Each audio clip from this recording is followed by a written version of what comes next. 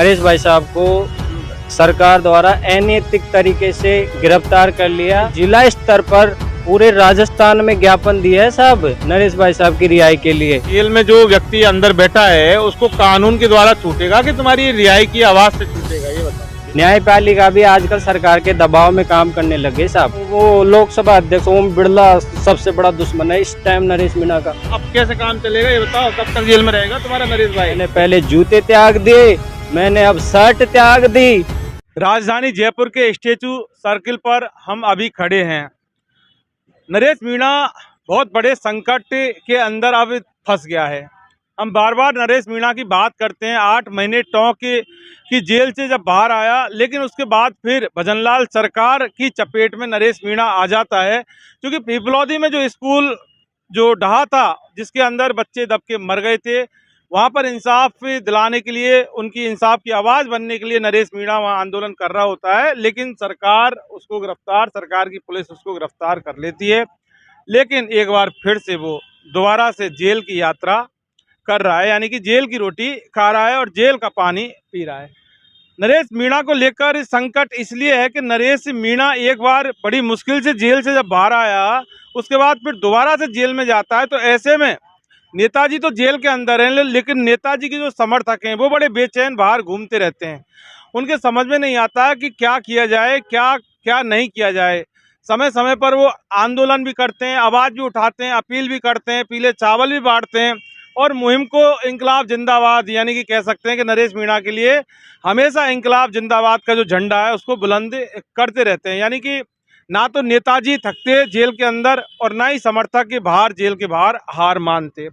एक समर्थक है हमारे साथ, दौसा से ये व्यक्ति आया है, हम इनसे बात करेंगे, इसकी पहचान बताएंगे, आपसे बात करवाएंगे। आप कहाँ, दौसा से आए हो, आपका नाम क्या है? पहले तो परिचय दीजिए और फिर ये बताना कि आप यहाँ क्यों आए हो। सर मेरा नाम है ओम प्रकाश मीणा, मैं दौसा छात्र राजनीति करता हूँ सर। और नरेश भाई साहब की जो रिहाई की लड़ाई है, जो वहाँ हम लड़ रहे हैं सर, वहाँ दौसा में, और हम भाई साहब के समर्थक हैं। नहीं तो नरेश भाई साहब की रिहाई की लड़ाई क्या लड़ना, वो तो कोर्ट से होगी रिहाई। तो जज साहब के आदेश के बाद जेल में, तो आप रिहाई के लिए आप कितनी लड़ाई लड़ोगे? और आपकी लड़ाई से क्या अदालत पे फर्क पड़ेगा कि जज साहब के ऊपर? देखिए सर, जो नरेश भाई साहब ने झालावाड़ पीपलोदी पीड़ित बच्चों को न्याय के लिए जो आवाज़ उठाई थी वहाँ, उसमें नरेश भाई साहब को सरकार द्वारा अनैतिक तरीके से गिरफ्तार कर लिया, और जिसका पूरे राजस्थान में विरोध है इस घटना का। और हम जितने भी नरेश भाई साहब के समर्थक हैं, उन्होंने जिला स्तर पर पूरे राजस्थान में ज्ञापन दिया है साहब नरेश भाई साहब की रिहाई के लिए, और झालावाड़ पीड़ित मासूम मृतक बच्चों के परिवारों के न्याय के लिए, और पीड़ित परिवारों को 1 करोड़ रुपए के मुआवजा और घायलों को 50 लाख रुपए की सहायता राशि देने की मांग उठ रही है पूरे राजस्थान में। नहीं, तुमने भी बोला था भजनलाल सरकार ने कैसे गिरफ्तार कर लिया, अनैतिक तरीके से। ठीक है, वो पुलिस ने गिरफ्तार कर लिया, लेकिन जज साहब ने जेल भेज दिया। जज साहब ने तो नैतिकता के आधार पर और संविधान के आधार पर, कानून के आधार पर जेल भेजा है। मेरा सवाल ये है कि कानून से जो जेल में जो व्यक्ति अंदर बैठा है उसको कानून के द्वारा छूटेगा कि तुम्हारी रिहाई की आवाज़ से छूटेगा, ये बताओ। देखिए सर, आपको पता, आप एक वरिष्ठ पत्रकार हो, कि जो सरकारें चाहती है ना उसी हिसाब से फैसला आता है। आजकल जुडिशरी में भी, न्यायपालिका भी आजकल सरकार के दबाव में काम करने लगे साहब। इसलिए अगर कोई किसी के भी साथ अन्याय हो, अत्याचार हो, और नरेश भाई साहब के जैसे किसी के भी पीछे पड़ जाती है सरकार, नरेश भाई साहब को दबाने की कोशिश की जा रही है, उसके लिए हमारे लोकतंत्र में हमको अधिकार है। अगर उसके साथ गलत हो रहा है ना नरेश मीणा के साथ, तो सर हम है ना उसके लिए सड़कों पे उतर सकते हैं, और हम नरेश मीणा की रिहाई की आवाज़ उठा सकते हैं, और हम शांतिपूर्वक तरीके से कहीं भी आंदोलन कर सकते हैं। इसका हमें अधिकार मिला हुआ है सर। चलिए, अधिकार है, आप करिए, लेकिन आप ये बताइए कि किस तरह की रणनीति रहेगी आपकी, किस तरह से आप आंदोलन करोगे? देखिए सर, अभी तो जो ये 21 अगस्त को शहीद स्मारक पे नरेश भाई साहब के पिताजी का धरना रहेगा ये, और ये भाई साहब के पिताजी की कई मांगे, उसमें भाई साहब के पिताजी की झालावाड़ पीड़ित परिवार के बच्चों को न्याय और पीड़ित परिवारों को मुआवजे के साथ उनकी और भी कई मांगे हैं। वो जो मुकदमे लगाए गए हैं अभी झालावाड़ मामले में नरेश भाई साहब के ऊपर, जो मनगढ़ंत तरीके से मुकदमे लगाए गए हैं साहब, आपको पता है वो शांतिपूर्वक धरना दे रहे थे। नरेश मीणा उसको गिरफ्तार किया है तो कोई शांति भंग में ही तो गिरफ्तार किया होगा, लेकिन उसके ऊपर अस्पताल प्रशासन से क्या पता दबाव डलवाया गया होगा सरकार का, और अनैतिक तरीके से झूठे मुकदमे लगाए गए हैं। मुकदमा तो अस्पताल ने कराया था ना फिर। हाँ, वो अस्पताल प्रशासन भी सरकार के दबाव में आके वो झूठे मुकदमे दर्ज कराया। वो जहाँ हाड़ौती में जो नरेश मीणा की लड़ाई है, ओम बिरला जैसे वो प्रमोद जैन भाया जैसे भ्रष्ट नेताओं के खिलाफ है उसकी लड़ाई, इसलिए वो नेता कभी नहीं चाहते नरेश मीणा का कद बढ़े, नरेश मीणा राजनीति में ऊपर उभर के आए, नरेश मीणा भी एमएलए एमपी बने, और नरेश मीणा को दबाने की कोशिश की जा रही है सर। कौन दबा रहा है नरेश मीणा को? सबसे पहले तो वो लोकसभा अध्यक्ष ओम बिरला सबसे बड़ा दुश्मन है इस टाइम नरेश मीणा का। नरेश मीणा का क्यों, कैसे? और इसके बाद ये झालावाड़ पीड़ित बच्चों की न्याय की आवाज़ उठाने के लिए जो गिरफ्तारी हो, उस मामले में तो अब नरेश भाई साहब ने वसुंधरा राजे और उसके बेटे दुष्यंत के खिलाफ ऐसे बोला है कि उनके खिलाफ आवाज़ उठाई, इसलिए भाई न्याय की आवाज़ जब कोई उठाता है ना, उससे किसी को दिक्कत नहीं आती। मेरी बात समझना, बात को कोई भी न्याय की बात करते हैं, इंसाफ की आवाज़ उठाते हैं तो दिक्कत किसी को नहीं आती, सरकारों को नहीं आती। लेकिन कोई जब ज़रूरत से ज़्यादा जब कोई न्याय की आवाज़ उठा देता है दूसरे तरीके से, ठीक है ना, तब जाके नहीं अपराध बनता है। अपराध बनता है तब जाके पुलिस हरकत में आती है। पुलिस ने जब गिरफ्तार करती है तो पुलिस ने अगर कोई गिरफ्तार गलत किया है तो वो जज साहब उसको छोड़ देते बाहर की बाहर। लेकिन आपका ये कहना है कि जुडिशरी भी दबाव में, ओम बिरला के भी दबाव में, इसके दबाव में, तो अब कैसे काम चलेगा ये बताओ? कब तक जेल में रहेगा तुम्हारा नरेश भाई? देखिए सर, मैं आपको बताना चाह रहा हूँ सर, हमारा जो जन नेता नरेश मीणा जी है, उनकी बताओ क्या सोच है। उनकी ये सोच है, अगर मैं चाहूँ तो खुद भी अच्छी जिंदगी जी लूँ, एसी के कमरे में सो लूँ, घर परिवार बच्चों के साथ अच्छी ज़िंदगी जी सकता हूँ। आज चालू तो कोई भी अच्छा पद किसी भी पार्टी से ले लूँ, लेकिन आप सब बोलोगे नरेश मीणा झुक गया, वादा है मेरा मैं खरा उतरूँगा आप सबकी उम्मीदों पर। मानता हूँ मेरी गलती थी पहले, लेकिन इस बार तो मैं बच्चों के न्याय के लिए लड़ाई लड़ाऊँ। ये मेरा कसूर था क्या? तो ये कसूर बार बार करूँगा। मैंने पहले जूते त्याग दिए, मैंने अब शर्ट त्याग दी। अगर ऐसा ही रहा तो एक दिन मैं मेरा सब कुछ दाव पर लगा दूंगा, पर अंतिम सांस तक लड़ूंगा साहब। उनकी ये सोच है हमारे नरेश भाई साहब, है ना। देखिए, एक बात तो समझ में हमारे भी आती है, हम भी नरेश मीणा को लगातार कवर करते हैं। जब से वो एसडीएम छोटे कलेक्टर साहब को जो थप्पड़ मारा था, उसके बाद हमें भी लगा कि नरेश मीणा अब वाकई एक नेता नहीं है। नरेश मीणा जो नाम है वो एक नाम भी नहीं है। नरेश मीणा एक की सोच हो चुकी है। अब ये बंदा हम आपको बता देते हैं कि ये करीब 10 दिन पहले फ़ोन आया कि आपके चैनल पर बात करना चाहते हैं। दौसा से ये बंदा आया है, जो सुबह से यहाँ पर जयपुर के अंदर है। कल भी इसका फ़ोन आया था। उसके बाद अब हमें समय मिला तो अब हम बात कर रहे हैं। तो कहीं ना कहीं होकर ये भी घर परिवार को छोड़ के लिए बताओ कि इन्वेस्टिगेशन मीडिया चैनल बात करता है, जनता की इंसाफ की, जस्टिस की बात करता है, तो इस बंदे ने सोचा होगा तुमने कि इस चैनल पे आसानी से हमारी बात की जा सकती है।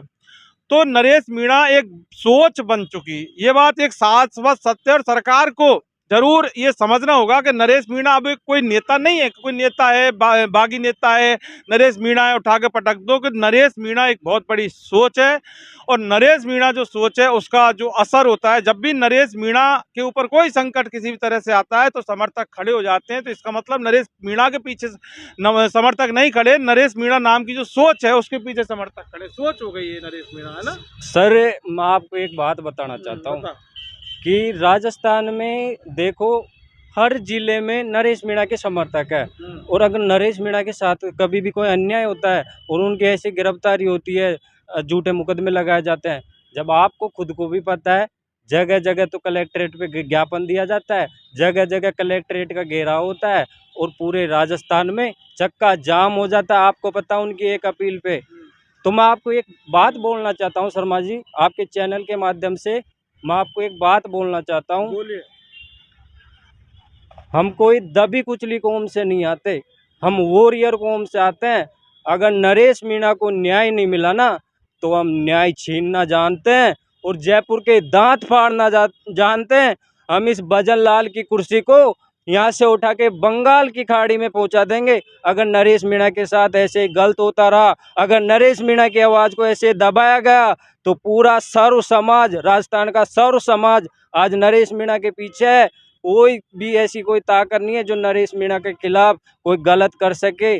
आज नहीं तो कल नरेश मीणा इस राजस्थान की राजनीति में एक बड़ा चेहरा बनेगा और उसका नाम मुख्यमंत्री की रेस में रहेगा। कोई टाइम ऐसा आएगा, मैं आपको आपके चैनल के माध्यम से बता रहा हूँ शर्मा जी, आज मुख्यमंत्री की रेस में होगा। जी जी बिल्कुल बिल्कुल। अच्छा, ये बताओ कि अब 21 तारीख को जो आपका होगा इंकलाब जिंदाबाद का जो झंडा फहरेगा शहीद स्मारक, कितने आदमी आ जाएंगे यहाँ? देखिए, मैंने आपको पहले बताया शर्मा जी की नरेश मीणा के तो लाखों समर्थक है।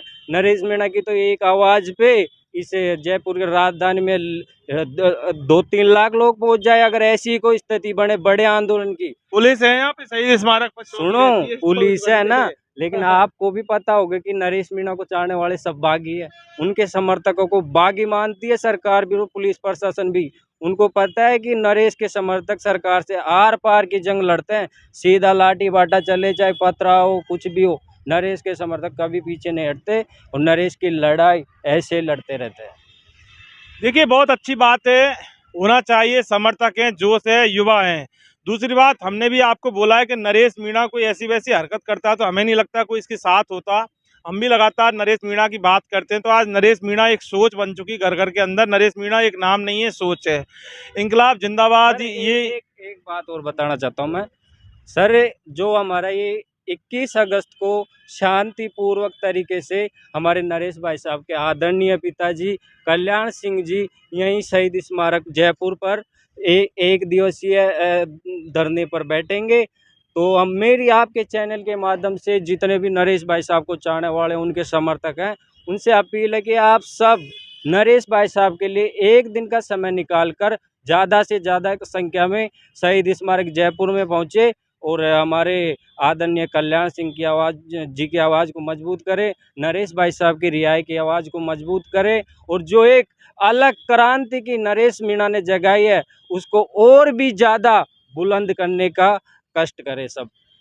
देखिए, ज़्यादा से ज़्यादा पहुँचें नरेश मीणा के समर्थक, ऐसा हम नहीं कह रहे, ये नरेश मीणा समर्थक ये कह रहा है, हम तो बता रहे हैं। खैर, हम अपील नहीं कर सकते, लेकिन इतना ज़रूर है कि नरेश मीणा नाम की जो सोच है अब ये घर घर कर चुकी है, हर एक दिमाग के अंदर है, हर युवा पुरुष के अंदर ये सोच जा चुकी। नरेश मीणा का अंजाम क्या होगा ये वक्त के गर्त में है। अब एक बार जब नरेश मीणा 8 महीने बाद आया, दोबारा फिर चला गया, अब तो हमें भी इस बात को लेकर कतई ताज्जुब नहीं होगा कि दोबारा फिर आ जाए और पता नहीं कब फिर वो नरेश मीणा इंकलाब जिंदाबाद, जस्टिस, इंसाफ की बात करते करते तिबारा चौबारा फिर आ जाए। इस चीज़ को नरेश मीणा सिरे से अब अपने सर पर कफन बांध चुका है। वो सरकार से नहीं डरता, सरकार की धमकियों से, पुलिस से नहीं डरता। यकीन मानिए कि अगर थोड़ा बहुत भी भय होता तो 8 महीने बाद जब जेल से बाहर आया तो वो घर में बैठ जाता, लेकिन वो तुरंत निकल के इंसाफ, जस्टिस की आवाज़ को बुलंद करने के लिए आ गया। अब देखने वाली बात यह है कि 21 तारीख को जो इंकलाब का जो जिंदाबाद का ये जो झंडा फहराएंगे नरेश मीणा का यहाँ, उसके अंदर क्या कुछ निकल के सामने आता है। अब रही नरेश मीणा की रिहाई, तो वो हम पढ़े लिखे संवैधानिक पत्रकार हैं, वो मिलोड के अलावा कोई रिहा ना कोई कर सकता है और ना ही कोई कर पाएगा, क्योंकि मामला पूरा कानून के अंदर है। मिलोड ही जेल भेजने वाले हैं और मिलोड ही जेल से निकालेंगे। इन्वेस्टिगेशन मीडिया के लिए पवन कुमार के साथ मैं जितेंद्र शर्मा।